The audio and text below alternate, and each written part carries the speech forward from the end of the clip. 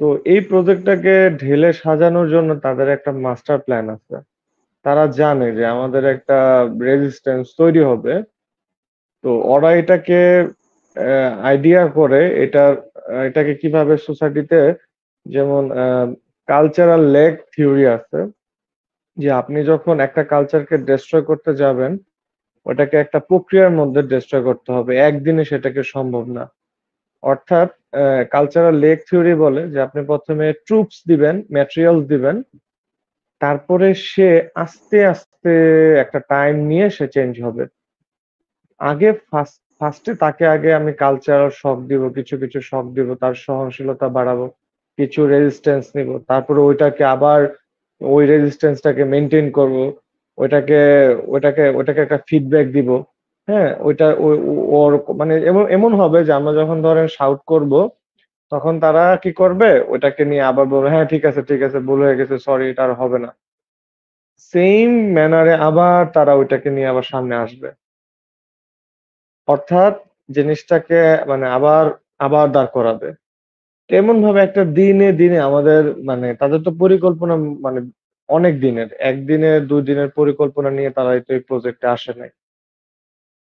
তো একটা সংস্কৃতি মানে অর্থাৎ কালচারকে যদি আমি মানে ধ্বংস করে ফেলতে চাই, তাহলে একটু সময় আমাকে নিতেই হবে। তো তাদের কাছে অনেক সময় আছে, আমাদের কাছে আসলে অত সময় থাকে না। কারণ আমরা এই জিনিসটাকে অনেক বালনার বা খারাপ হিসাবে চিন্তা করি সমাজের জন্য। তো বিয়ার ভাই আসলে অনেকগুলা মানে বায়োলজিক্যাল টার্ম দিয়েও জিনিসটাকে ব্যাখ্যা করলেন। মানুষের ভিজিবল ডিফারেন্সিয়েশন, এই যে জিনিসটা তো আসলেই অ্যানাটমিক্যালিও জিনিসটা ভাসে, যে তার মধ্যে আমার মধ্যে পার্থক্য কি, তার মধ্যে আমার মধ্যে কন্ট্রাস্ট কম্পেয়ারটা কেমন, এটা আমি করতে পারতেছি। তো তারা ইচ্ছাকৃতভাবে তাদের যে প্রজেক্ট, সেটা হচ্ছে যে ফেমিনিজমের প্রজেক্টের মাধ্যমে তারা কিন্তু আহ জি হ্যালো, মিউট যদি করা যায়। তারা মানে ফেমিনিস্ট প্রজেক্টের মাধ্যমে একটা জিনিসকে লঞ্চ করতে পারছে, সেটা হচ্ছে নারীকে পুরুষের বৈশিষ্ট্য দিতে পারছে। এখন পুরুষের টেস্টোস্টেরন লেভেল তো অনেক হাই, তো তাকে তো আর এত সহজে নারী বানানো যায় না। তাকে তো একটা থিওরি মেরে বা তার রাইটস তার সবকিছু তো তার মতোই আছে। তো তাকে কি করা যায়? অর্থাৎ এমন একটা থিওরি আনতে হবে, এমন কিছু বয়ান আমাকে রেডি করতে হবে, যাতে করে প্রত্যেকটা মানুষ জেন্ডার কনফিউশনে ভোগে।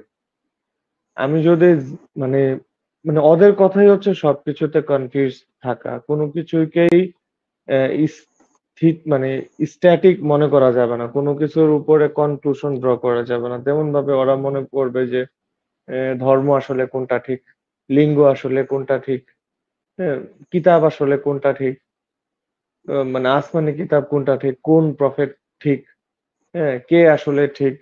তো এইরকম ভাবে মানে তারা বিভিন্ন কিছুর উপরে ডাউট তৈরি করবে।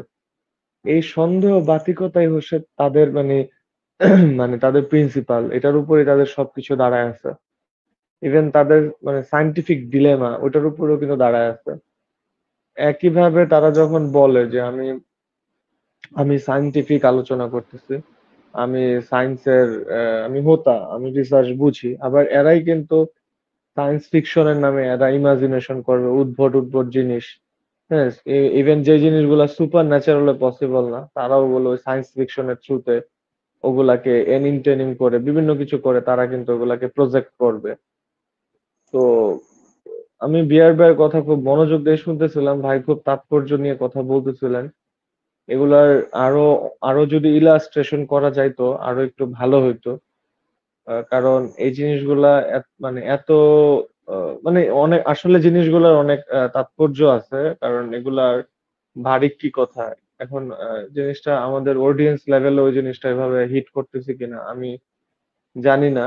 কারণ আপনার অডিয়েন্স থেকে সবাই একটু রেসপন্স দিয়েন যে আসলে আহ, আলোচনার গতিশীলতা কেমন আছে। কারণ এ সাম্প্রতিক সময়ে যে জিনিসটা মানে যে জিনিসটা আমাদের সোসাইটিতে হিট করছে, এটা কিন্তু ফার্স্ট ওয়েভ না। এগুলা কিন্তু মানে একটার পর একটা মানে এগুলা কিন্তু সিকোয়েন্সিয়াল ওয়েভ। মানে আপনার আস্তে আস্তে একটা একটা করে আসতে থাকবে।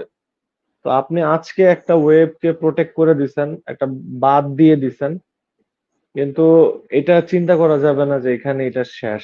তারা কিন্তু বিভিন্ন শেপে, বিভিন্ন মাধ্যমে আজকে নাটক দিয়ে আসছে, দুদিন পরে তারা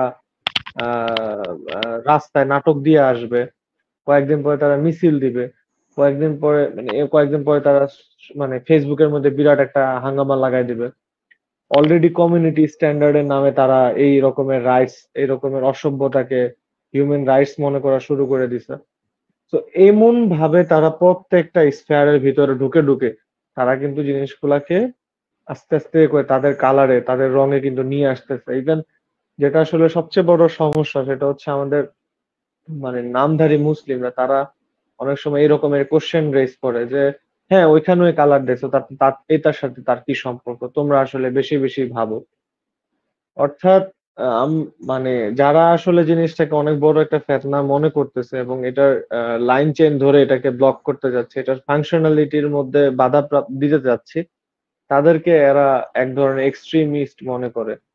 তো এটা একটা বড় থ্রেট।